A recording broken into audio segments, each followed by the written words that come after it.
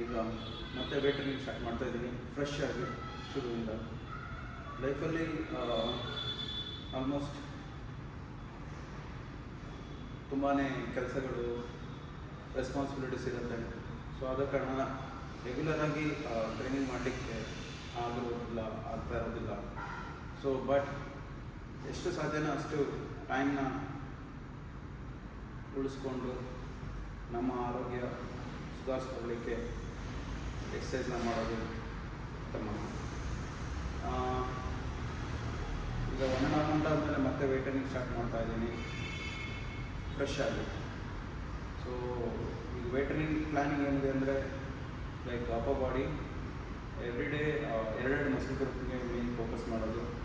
ಇವತ್ತು ನಾನು workout ಟ್ರೈನಿಂಗಲ್ಲಿ focus ಮಾಡ್ತಾ ಇರೋದು ಚೆಸ್ಟ್ ಮತ್ತು ಬ್ಯಾಕ್ಗೆ. ಏನು ತುಂಬ ಏನು ಹೇಳ್ತಾರೆ, ಹೆಚ್ಚಿನ ಐಡಿಯಾಸ್ ಆಗಿರೋದು ಅಥವಾ ಟ್ರೈನಿಂಗ್ ಮೆಥಡಾಲಜಿ ಆಗಿರೋದು ಇಂಪ್ಲಿಮೆಂಟ್ ಮಾಡಿದೆ. ಬೇಸಿಕ್ಕಾಗಿ ಇವತ್ತು ನಾನು ಚೆಸ್ಟ್ ವರ್ಕೌಟ್ ಮತ್ತು ಬ್ಯಾಕ್ ವರ್ಕೌಟ್ ಮಾಡ್ತಾ ಇದ್ದೀನಿ. ಯಾರಾದರೂ ಬಿಗಿನಿಂಗಿಂದ ಸ್ಟಾರ್ಟ್ ಮಾಡಬೇಕು, ಫ್ರೆಶ್ ಆಗಿ ವೇಟ್ ಟ್ರೈನಿಂಗ್ ಸ್ಟಾರ್ಟ್ ಮಾಡಬೇಕು ಅಂತ ಇರೋದು, ನನ್ನ ಈ ಟ್ರೈನಿಂಗ್ ನಾನು ಹೇಗೆ ಟ್ರೈನಿಂಗ್ ಮಾಡ್ತೀನಿ, ಹೇಗೆ ಮತ್ತೆ ತಿರ್ಗಾ ಕಂಬ್ಯಾಕ್ ಮಾಡ್ತೀನಿ ಅನ್ನೋದು ನೀವು ನೋಡ್ಬೋದು. ಹಾಗೆ ನೀವು ಕೂಡ ಈ ನನ್ನ ಟ್ರೈನಿಂಗ್ ಶೆಡ್ಯೂಲ್ನ ಇಂಪ್ಲಿಮೆಂಟ್ ಮಾಡ್ಬೋದು ನಿಮ್ಮ ಟ್ರೈನಿಂಗ್ನಲ್ಲಿ, ಯಾರೆಲ್ಲ ಹೊಸದಾಗಿ ಫಸ್ಟ್ ಸ್ಟಾರ್ಟ್ ಮಾಡಬೇಕು ಅಂತ ಇದ್ದೀರಾ. ಓಕೆ,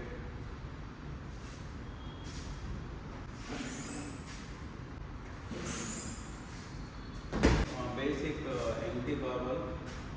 ಎವ್ರಿ ಟೈಮು ನಾನು ವೇಟ್ ಗೇನ್ ಅಪ್ ಮಾಡಿದಾಗ ಅಂದರೆ ರೈಸ್ ಮಾಡಿದಾಗ ನನ್ನ ಫೋಕಸ್ ಇರೋದು ಇಟ್ಸ್ ಲೈಕ್ ಜರ್ಮನ್ ಮಲ್ಲಿ ಮೆಥಡ್ ಅಂತಲೂ ಕೂಡ ಹೇಳ್ತಾರೆ. ಅದು ಎವ್ರಿ ವೇಟ್ ಒಂದು ವೇಟ್ ಫಿಕ್ಸ್ ಮಾಡಿಬಿಟ್ಟು 10 reps in 10 sets ಅಂತ. ಬಟ್ ಅದೇ ಸ್ಟೈಲಲ್ಲಿ ನನಗೆ ಸೂಟಬಲ್ ಆಗುವಂಥದ್ದು ಕಂಬ್ಯಾಕ್ ಮತ್ತೆ ತಿರ್ಗಾ 0 ಮತ್ತೆ ತಿರ್ಗಾ ನಾನು ಫಾರ್ಮ್ ಬರೋದಕ್ಕೆ. ಸೊ ಈಗ ನಂದು ಮೇನ್ ಏನಂದರೆ ಎಂಟಿ ಬಾರಿಂದ ಸ್ಟಾರ್ಟ್ ಮಾಡ್ತೀನಿ. ಅಲ್ಲಿಂದ ಲೈಕ್ ಒಂದು 4 to 6 ವೇಟ್ ಸೆಟ್ಸ್ ಇರುತ್ತೆ. ಸೊ ಫಸ್ಟ್ ಎಂಟಿ ಬಾರಿಂದ ಸ್ಟಾರ್ಟ್ ಮಾಡಿದ್ರೆ ನೆಕ್ಸ್ಟ್ 5 ಕಿಲೋ ಗೇನ್ ಮಾಡ್ತೀನಿ, ಅಪ್ ಮಾಡಿಬಿಟ್ಟು ವೇಟ್ ಅಪ್ ಮಾಡಿ ಮತ್ತು ಅದೇ ರೀತಿಯಾದಂಥ 20 ರೆಪ್ ಅಂತ ಮಾಡ್ತಾ ಇರ್ತೀನಿ.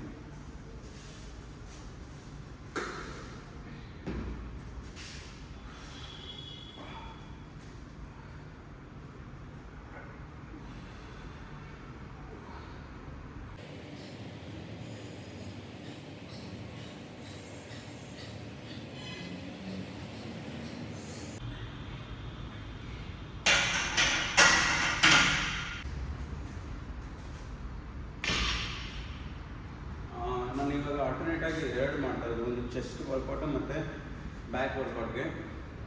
ಸೊ ಇವಾಗ ಚೆಸ್ಟ್ ವರ್ಕೌಟ್ ಮಾಡಿದಾಗ ಸೊ ಇಲ್ಲಿ ರಿಕವರಿ ಟೈಮ್ ಇದೆ. ಮ್ಯಾಕ್ಸಿಮಮ್ ಅಂದರೆ ನಾವು 60 to 90 seconds ಒಂದು ಸೆಟ್ ಆದಮೇಲೆ ಎಷ್ಟು ನಾವು ರಿಕವರಿ ಟೈಮ್ ಕೊಡ್ತೀವಿ ಅಷ್ಟು ನಮಗೆ ಮ್ಯಾಕ್ಸಿಮಮ್ ಎಫರ್ಟ್ ಮಾಡಲಿಕ್ಕೆ ಟೈಮ್ ಸಿಗುತ್ತೆ. ಸೊ ಇವಾಗ ನಾವು ಬೇಸಿಕಲಿ ಸ್ವಲ್ಪ ಸ್ಟ್ರೆಂತು ಮತ್ತು ಮಸಲ್ ಗೇನ್ ಮಾಡಲಿಕ್ಕೆ ಟ್ರೈನ್ ಮಾಡ್ತಾಯಿದ್ದೀನಿ. ಅದಕ್ಕೂ ಮುಂಚೆ ಈಗ ನೆಕ್ಸ್ಟ್ 1 ಮಂತು ನಾನು ಯಾವ ಥರ ಟ್ರೈನಿಂಗ್ ಪ್ರೋಗ್ರಾಮ್ ಅಂದರೆ ಕಂಪ್ಲೀಟ್ ಮಸಲ್ ಗೇನ್ ಅಥವಾ ಸ್ಟ್ರೆಂತ್ ಅಲ್ಲ, so come back to training routine.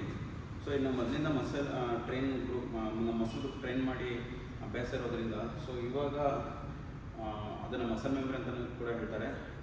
Before starting any particular ಗೋಲ್ ಅಥವಾ ಟಾರ್ಗೆಟ್ಗಿಂತ ಮುಂಚೆ ನಾನು ಈ ಟ್ರೈನಿಂಗ್ ಪ್ರೋಗ್ರಾಮ್ನ ಅಂದರೆ ಈಗ ಸ್ಟಾರ್ಟ್ ಮಾಡ್ತಾ ಇದ್ದೀನಿ. 1 ವೇಟ್ 80 ಬಾರಿಂದ ಸ್ಟಾರ್ಟ್ ಮಾಡ್ತೀನಿ. ಎವ್ರಿ ಟೈಮು ನಾನು ವೇಟ್ ಅಪ್ ಮಾಡಿದಾಗ 20 ರೆಪ್ ಮಾಡ್ತೀನಿ. ಸೊ 1 ಬೆಂಚ್ ಪ್ರೆಸ್, ಇನ್ನೊಂದು ನಾನು ಬ್ಯಾಕ್ ವರ್ಕೌಟ್ಗೆ ಟ್ರೈನ್ ಮಾಡ್ತಾ ಇದ್ದೀನಿ. ಇದು ಬೆಂಡ್ ಡೌನ್ ಬಾರ್ಬಲ್ ರೋಯಿಂಗ್ ಅಂತಲೂ ಹೇಳ್ತಾರೆ.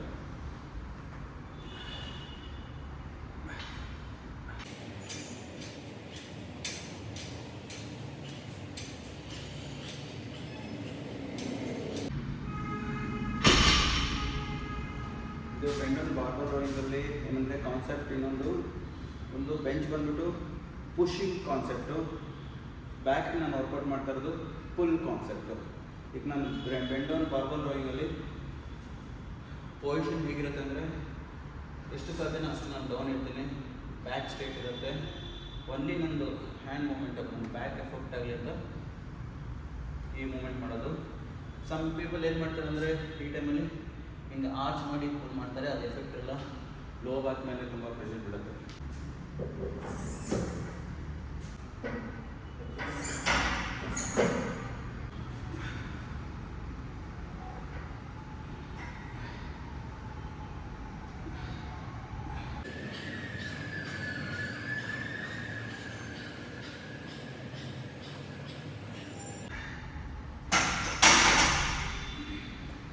ಮತ್ತೆ 20 ರೆಪ್ ಮಾಡಿದ್ದೀನಿ.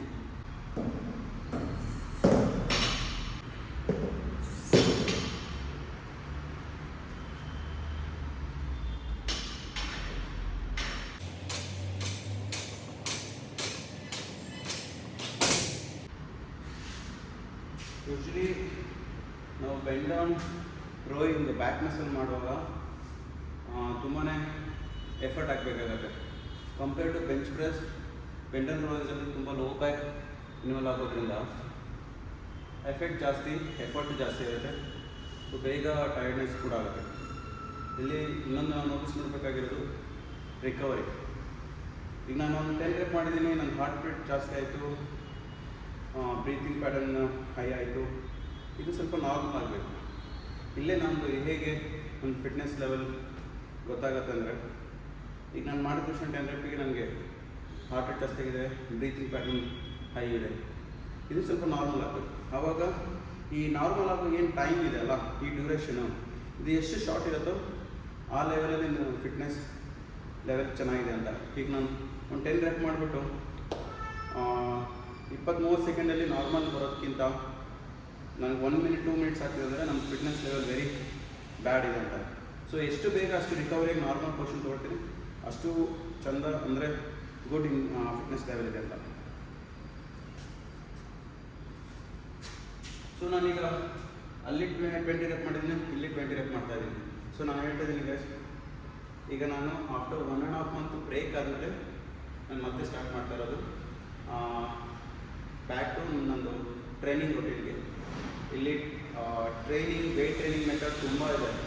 ತುಂಬ ಜನ ತುಂಬ ಥರ ಒಂದು ಮೆಥಡ್ಸ್ನ ಫಾಲೋ ಮಾಡ್ತಾರೆ. ನಾನು ಫಾಲೋ ಮಾಡೋದು ರಿಲೇಟೆಡ್ ಒಬ್ಬ ಮಾರ್ಷಲ್ ಆರ್ಟ್ಸ್ ಫೈಟರ್ ಅಥ್ಲೀಟ್ ಹೇಗೆ ಕಂಬ್ಯಾಕ್ ಮಾಡೋದು ಮತ್ತು ಬೇಗ ನಾರ್ಮಲ್ ಸ್ಪೋರ್ಟ್ಸ್ ಅಥ್ಲೀಟ್ ಟ್ರೈನಿಂಗ್ ರೊಟೀನ್ಗೆ.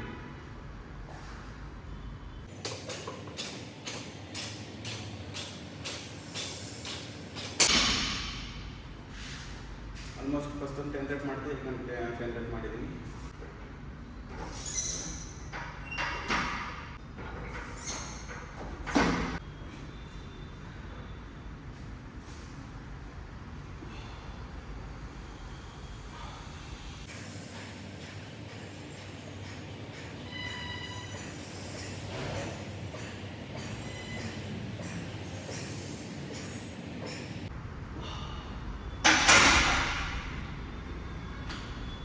ಆಗಿದೆ 10 ಆಫ್ ಮಾಡಿ ಈಗ ಮತ್ತೆ ಸೇಮ್ ನನ್ನ ಬೆಂಡ್ ಡ್ರಾಯಿಂಗಲ್ಲೂ ಕೂಡ ಮತ್ತೆ 10 ಕಿಲೋ ಆಫ್ ಮಾಡ್ತೀನಿ.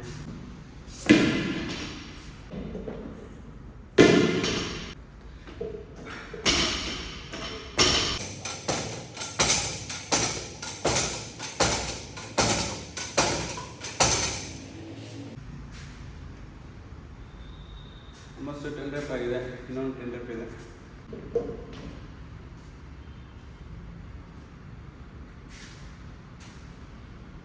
ಆಲ್ವೇಸ್ ನನ್ನ ಟ್ರೈನಿಂಗ್ ಸ್ಟಾರ್ಟ್ ಮಾಡಿದ್ರು like weight training, strength training ಆಗಿರ್ಬೋದು. ನಂದು ಒಂದು ಕಾನ್ಸೆಪ್ಟ್ ಯಾವಾಗಲೂ ನನಗೆ ಒಳ್ಳೆ ಬೆನಿಫಿಟ್ ಅನಿಸೋದು ಪುಷ್ ಮತ್ತು ಪುಲ್ ಕಾನ್ಸೆಪ್ಟಲ್ಲಿ. ಈಗ ಇವತ್ತು ನಾನು ಬ್ಯಾಕ್ ಮಾಡ್ತಾಯಿದ್ದೀನಿ ಅಂದರೆ ಪುಷ್ ಚೆಸ್ಟ್ ಪ್ರೆಸ್ಸಲ್ಲಿದೆ, ಪುಲ್ ಬೆಂಡ್ ಡೌನ್ ಡ್ರಾಯಿಂಗಲ್ಲಿದೆ. ತುಂಬ ವೇರಿಯೇಷನ್ ಇದೆ. ಈಗ ಸ್ಟಾರ್ಟ್ ಮಾಡಿದ್ದೀವಿ. ಹೀಗೆ ಟ್ರೈನಿಂಗ್ ವೀಡಿಯೋಸ್ನ ಅಪ್ಲೋಡ್ ಮಾಡ್ತಾ ಇರ್ತೀನಿ, ಫಾಲೋ ಮಾಡಿ, ನಿಮ್ಗೆ ಗೊತ್ತಾಗುತ್ತೆ. ನನ್ನ ಟ್ರೈನಿಂಗ್ ಮೆಥಡ್ ನನಗೆ ಫಾಲೋ ಮಾಡಿದ್ರೆ ಆಲ್ಮೋಸ್ಟ್ ವಿತಿನ್ ಅ ಮಂತಲ್ಲಿ ಹೇಗೆ ಚೇಂಜಸ್ ಆಗುತ್ತೆ ಅನ್ನೋದು ನಿಮಗೆ ಗೊತ್ತಾಗುತ್ತೆ.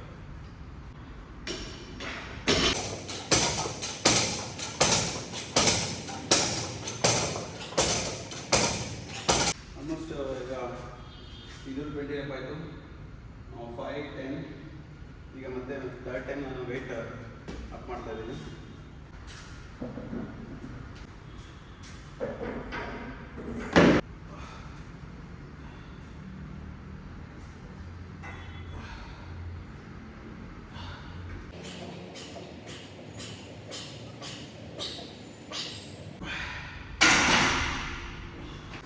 ಒಂದು ವೇಟ್ ಅಪ್ ಮಾಡಿದ್ರೆ ಮಿನಿಮಮ್ 20 ರೆಪ್ ಮಾಡೋದು. ಸೊ ಅದು 10 ರೆಪ್ ಆಗಿದೆ.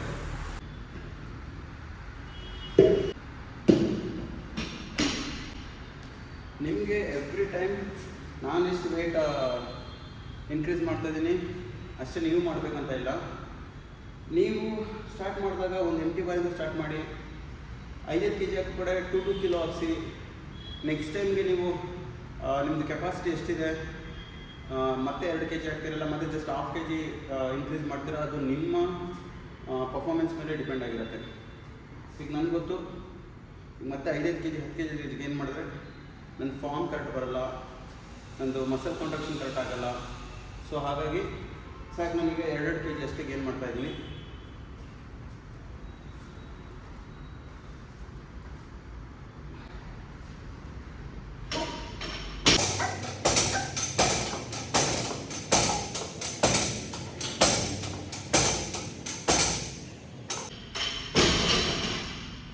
ಮಾಡಿದೆ, ಈಗ ಮತ್ತೆ ತಿರುಗಟ್ಟು ವೇಟ್ ಮಾಡ್ತೀನಿ.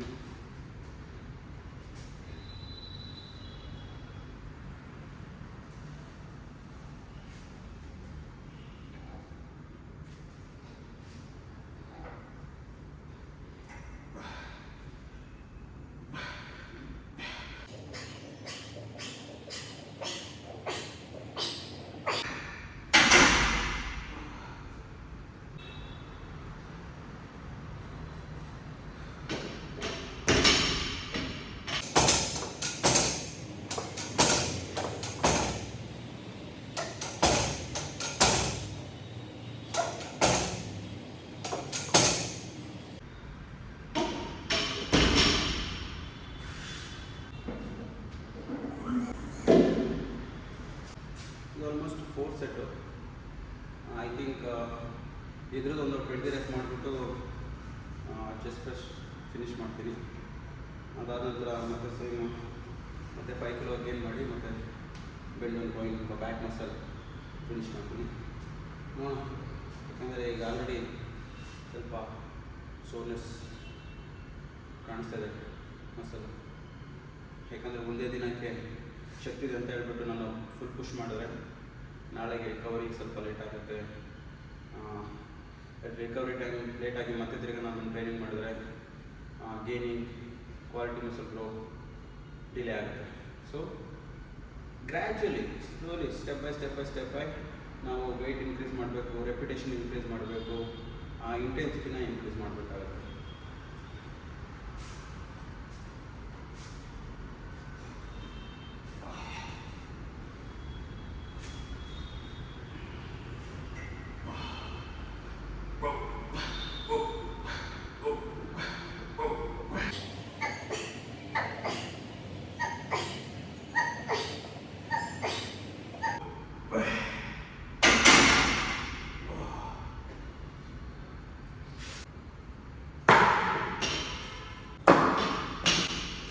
ಜಾಸ್ತಿ ಬೇಡ, ನಮಗೆ ಎಷ್ಟು ಕೆಪಾಸಿಟಿ ಇದೆ 2 kg 4 kg ಅಷ್ಟು ಇನ್ಕ್ರೀಸ್ ಮಾಡಿಕೊಂಡು ರೆಪಿಟೇಷನ್ನ ಮಾಡೋಣ.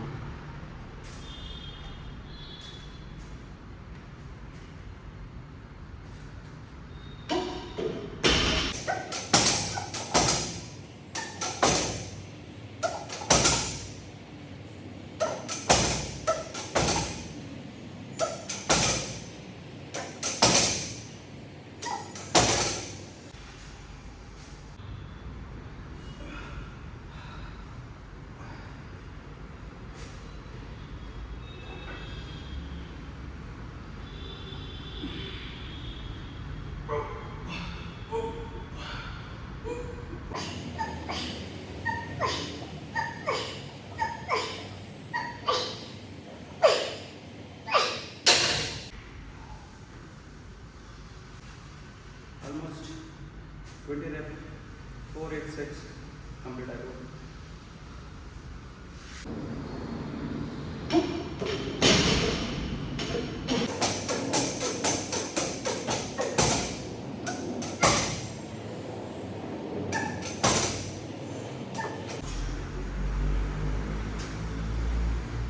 ಚೆಸ್ಟ್ ಪ್ರೆಸ್ ಮತ್ತು ಬಾರ್ಬಲ್ ಬೆಂಡ್ ಡ್ರಾಯಿಂಗ್ ಸಾಕು.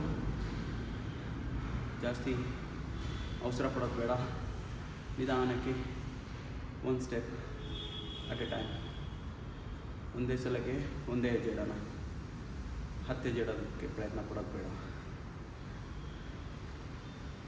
ಯೂಶ್ವಲಿ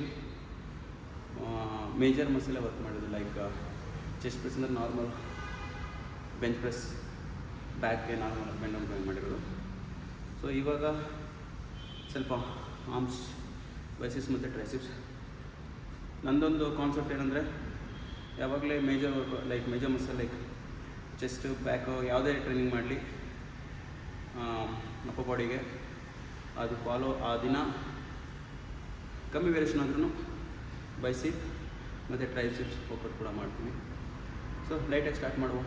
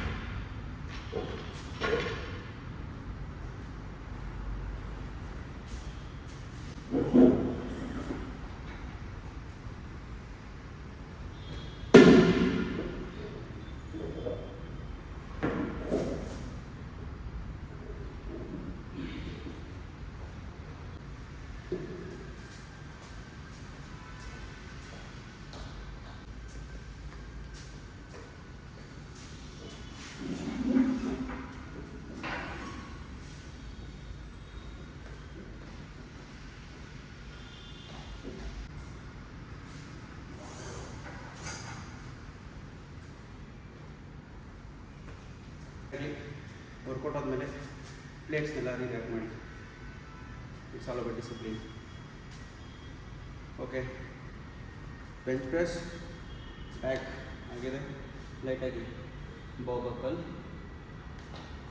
ಇದೆಲ್ಲ ಜಾಸ್ತಿ ಬೇಡ. 10 ರೆಪ್, ಒಂದು ಸೆಟ್ ಅಂದರೆ 10 ರೆಪೇ ಮಾಡ್ಬೋದು.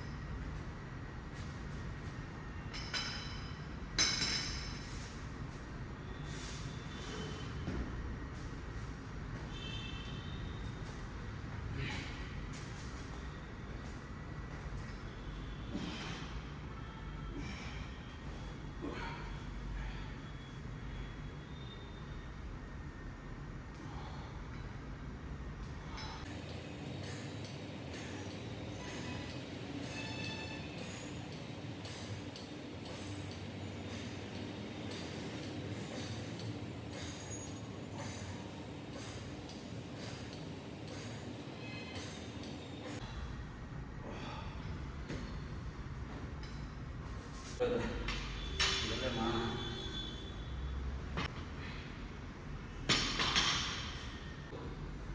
ಟ್ರೈಸೆಪ್ಸ್ ಸ್ಕಲ್ ಕ್ರಶ್ ಬಟ್ ಅಷ್ಟೊಂದು ಎಫೆಕ್ಟಿವ್ ಆಗಿ ಮಸಲ್ಗೆ ಫೋಕಸ್ ಆಗಲ್ಲ ನಿಂತ್ಕೊಂಡು ಅಥವಾ ಮಾಡಿದ್ರೆ. ಸೊ ಅದಕ್ಕೆ ಮಲ್ಕೊಂಡು ಮಾಡಿದ್ದು. ನೋಡೋಣ, ನೆಕ್ಸ್ಟ್ ರೌಂಡು ಸ್ವಲ್ಪ ವೇಟ್ ಹಾಕ್ಬಿಟ್ಟು ಮಾಡಲಿಕ್ಕೆ ಟ್ರೈ ಮಾಡೋಣ.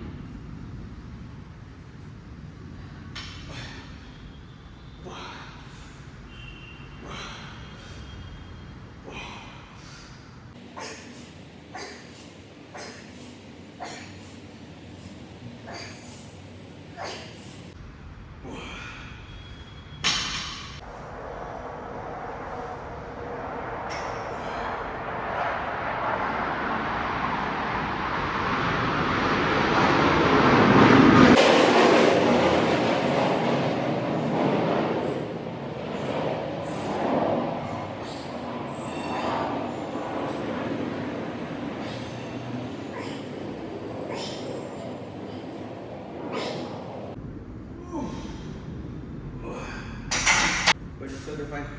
4 ಎಕ್ಸ್ಟ್ರಾ ಮಾಡಿದ್ದೀನಿ.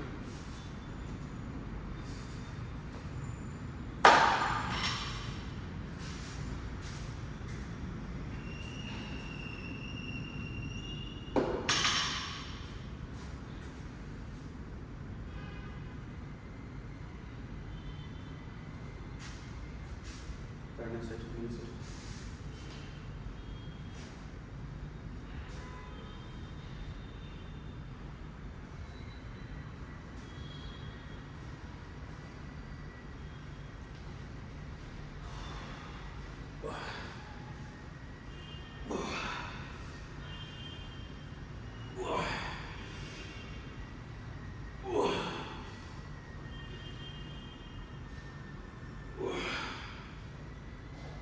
ಹೇಳಿ.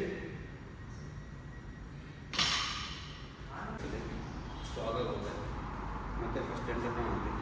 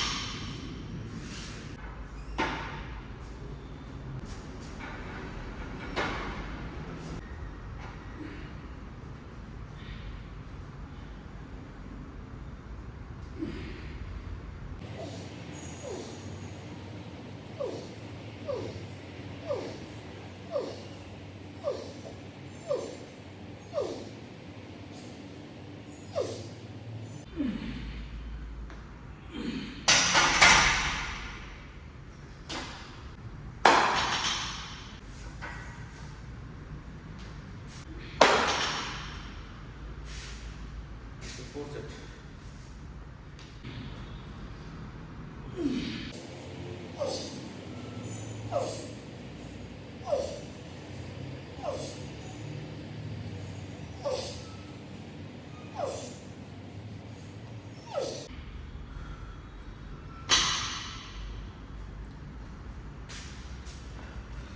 ಎಷ್ಟು ವೆಯ್ಟ್ ಲಿಫ್ಟ್ ಮಾಡ್ತೀವಿ ಅಂತಲ್ಲ, ಎಷ್ಟು ಪರ್ಫೆಕ್ಟಾಗಿ,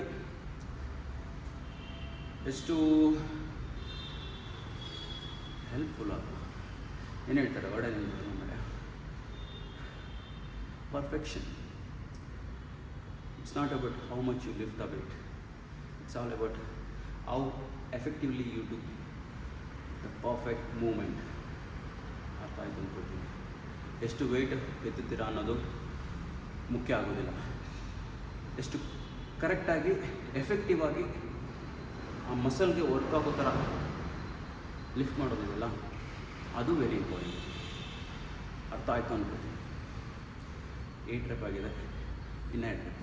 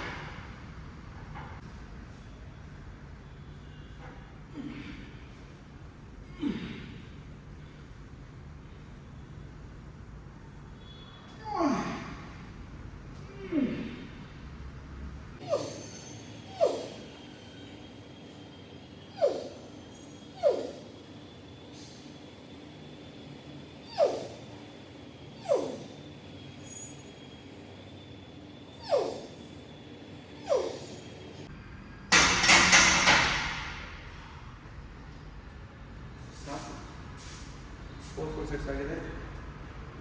ಫಸ್ಟ್ ಡೇ ಮಾಡ್ತಾ ಇರೋದು. ಸೊ ಸದ್ಯಕ್ಕೆ ಇವತ್ತಿಗೆ ವೇಟ್ ಟ್ರೈನಿಂಗ್ ಸಾಕು ಅನ್ಕೋತೀನಿ. ಮೊದಲು ಹೇಳ್ದಂಗೆ 1 step at a time, slow progression is better than complete ಏನಂತಾರೆ distraction. So slow progression is better than complete distraction. ನಿಧಾನವಾಗಿ ಗ್ರೋ ಆಗೋಣ, ಅರ್ಜೆಂಟ್ ಬೇಡ. ಒಂದು ಗಿಡ ಮರ ಆಗಿ ಫಲ ಅಂದರೆ ಹಣ್ಣು ಕೊಡೋಷ್ಟರಲ್ಲಿ ಟೈಮ್ ತೊಗೊಳತ್ತೆ. ಸಸಿ ಹಾಕಿದ ತಕ್ಷಣ ಅದು ಸಡನ್ನಾಗಿ ಗ್ರೋ ಆಗಲ್ಲ, ಬೆಳೆದು ಫಲ ಕೊಡಲ್ಲ. So patience and consistency is the key to success. Okay, strength ಆಯಿತು. ಸ್ವಲ್ಪ ಆ್ಯಪ್ಸ್ ವರ್ಕೌಟ್ ಮಾಡೋಣ. ಎವ್ರಿ ಡೇ ರೊಟೀನಲ್ಲಿ 10 ಮಾಡೋಣ, ಬಟ್ ಪರ್ಫೆಕ್ಟಾಗಿ ಆ್ಯಪ್ ವರ್ಕೌಟ್ ಮಾಡೋಣ. ಇವತ್ತು ಓನ್ಲಿ ಅಪ್ಪರ್ ಆ್ಯಪ್ಸ್ ಮಾಡೋಣ, one day lower abs, and then ಇನ್ನೊಂದು ದಿನ ಪ್ಲ್ಯಾಂಕ್ ಆ ಥರ ಮಾಡೋಣ. ನಮ್ಮ ಟ್ರೈನಿಂಗ್ ಶೆಡ್ಯೂಲಲ್ಲಿ one day upper body, like ಇವತ್ತೇನು ಬೆಂಚ್ ಪ್ರೆಸ್ ಬ್ಯಾಕ್ ಮಾಡಿದ್ದೀರಿ. ನೆಕ್ಸ್ಟ್ ಸೆಷನಲ್ಲಿ ಲೋ ಬಾಡಿ ಮಾಡೋಣ, ಲೈಕ್ ಲೆಗ್ಸ್ ಆಗಿರ್ಬೋದು, ಈವನ್ ಡೆಡ್ ಲಿಫ್ಟ್ ಆಗಿರ್ಬೋದು. ಆಮೇಲೆ ಏನು ಹೇಳ್ತಾರೆ, ಲೋವರ್ ಆ್ಯಪ್ಸ್ ಮಾಡೋಣ. ಥರ್ಡ್ ಡೇ ಮತ್ತು ಶೋಲ್ಡರ್ ಮಾಡೋಣ. ಶೋಲ್ಡರ್ ಮಾಡಿಬಿಟ್ಟು ಕಂಪ್ಲೀಟ್ ಹೇಗಂದರೆ ಐಸೋಮೆಟ್ರಿಕ್ ಕಾನ್ಸಂಟ್ರೇಟ್ ಮೆಥಡಲ್ಲಿ ಪ್ಲ್ಯಾಂಕ್ ಆಗಿರ್ಬೋದು, ಆ ಥರ ಕೋರ್ ವರ್ಕೌಟ್ ಮಾಡೋಣ. ಓಕೆ, ಸೊ ಇವಾಗ ಸ್ವಲ್ಪ ಆ್ಯಪ್ಸಲ್ಲಿ ನಾನಾ ಥರ ವರ್ಕೌಟ್ ಇದೆ. ಬೇಸಿಕ್ ಸ್ಟಾರ್ಟ್ ಮಾಡಿ. ಬೇಸಿಕ್ ಅಂದರೆ ಜಸ್ಟ್ ನಾರ್ಮಲ್ ಕ್ರಂಚಸ್. ತುಂಬ ಜನ ಫಿಟ್ನೆಸ್ ಇನ್ಫ್ಲೂಯೆನ್ಸರ್ಸ್, ಕೋಚಸ್ ತುಂಬ ನಾನಾ ರೀತಿ ಥರ ಆ್ಯಪ್ಸ್ ವರ್ಕೌಟ್ ಮಾಡಿಸ್ತಾರೆ. ಬಟ್ ನಮಗೇನು ಫ್ಯಾನ್ಸಿ ವರ್ಕೌಟ್ ಬೇಡ, ಜಸ್ಟ್ ಬೇಸಿಕ್ ವರ್ಕೌಟ್ ಮಾಡೋಣ, ಆಯಿತಾ? ಇವತ್ತು ಜಸ್ಟ್ ಓನ್ಲಿ 20 4 ರೆಪ್ ಮಾಡೋಣ.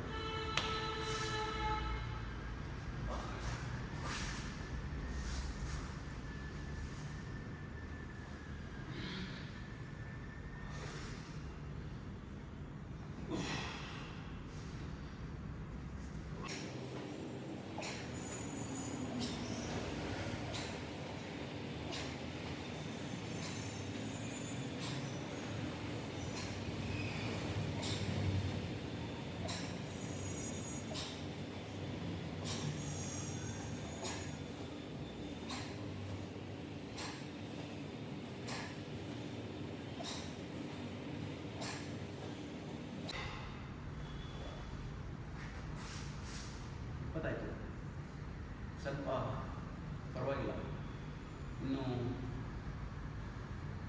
ಸ್ಟ್ಯಾಮಿನಾ ಇದೆ, ಗೋರಲ್ಲಿ ಸ್ಟ್ರೆಂತ್ ಇದೆ. ನಾನು ಅಂದ್ಕೊಂಡೆ ಸ್ವಲ್ಪ ಬೂಸ್ಟ್ ಆಗುತ್ತೆ ಅಂತ. ಬಟ್ ಇವಾಗ ಏನಂದರೆ ಸ್ವಲ್ಪ ಇನ್ನೂ ಎಫೆಕ್ಟಿವ್ ಆಗಿ ಮಾಡೋಣ. ಈಗ ಕೈನ ಪೂರ್ತಿ ಫ್ರೀಯಾಗಿ ಮಾಡ್ತಾಯಿದ್ರೆ ಸ್ವಲ್ಪ ನೋಡೋಣ, ಆಮೇಲೆ ಹೆಡ್ ಹಾಕ್ಕೊಂಡು ಮಾಡೋಣ.